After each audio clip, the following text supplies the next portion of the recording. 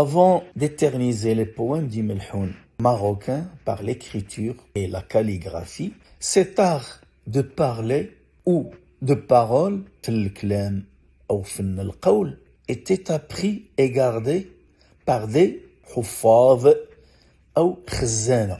Ce sont de bons orateurs qui apprennent les qasidas par cœur pour les présenter devant un public, les amateurs, les fans ou les fans de cet art littéraire. Où ça? Par exemple, dans l'Inzaha, on va y revenir après.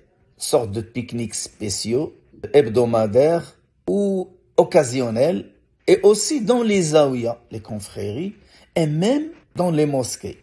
Surtout les poèmes d'imploration et de repentir. يعني قصائد التوسل والابتهال.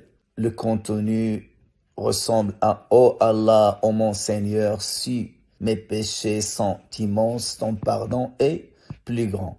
Et si le vertueux espère ta grâce, moi, comme serviteur, pécheur, ça veut dire qui a commis des péchés, à qui donner la tête ou chercher refuge. En plus du repentir et de l'imploration, il y a aussi le madih, éloge du prophète Mohammed, et ça, généralement, après les deux qasidas réputés qui sont Al-Burda et Al-Hamziya, de l'imam Al-Busayri, écrites en langue arabe classique, fasih, langue du Dad. On reviendra là-dessus après.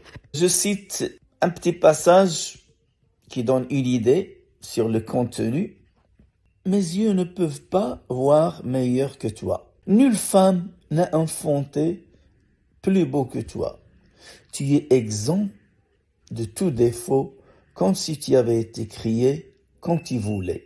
Donc, en plus du repentir et de l'imploration, de l'éloge, il y avait aussi ce qu'on appelle dhikr, sorte de souvenir, évocation de Dieu et prière sur son bien-aimé pour que les invocations soient acceptées. Et là, on se rappelle du chapelet autour du cou ou dans les mains avec lequel on dénombre autant de fois Astaghfirullah, Subhanallah, Alhamdulillah, Allahu Akbar, etc. Cette manière de chanter sans musique, chanter les poèmes de Melhoun bien sûr, ou les présenter, les lire, ou les réciter, s'appelle Srada. Srada yasrudu min lugha al-arabiyya en arabe. Harf sin. Dans la littérature arabe, Sard, le récit ou la narration. Et c'est pour cela qu'ils disent, et là, une très belle citation que j'aime, Sejay kayoulid wal hafad kayrabbi. Sejay, ça veut dire le poète. Kayoulid, c'est comme s'il donne naissance à un enfant qui est le poème. Wal hafad ou al khazan kayrabbi. C'est comme s'il éduque. Comme si le poète procrée ou donne naissance au poème et le mémorisateur, le conservateur, le connaisseur, le récitateur éduque. Là, on est devant une sorte de transmission au sein d'une même génération entre le poète et le chanteur, entre guillemets, et de génération en génération. Ça veut dire des ancêtres aux descendants.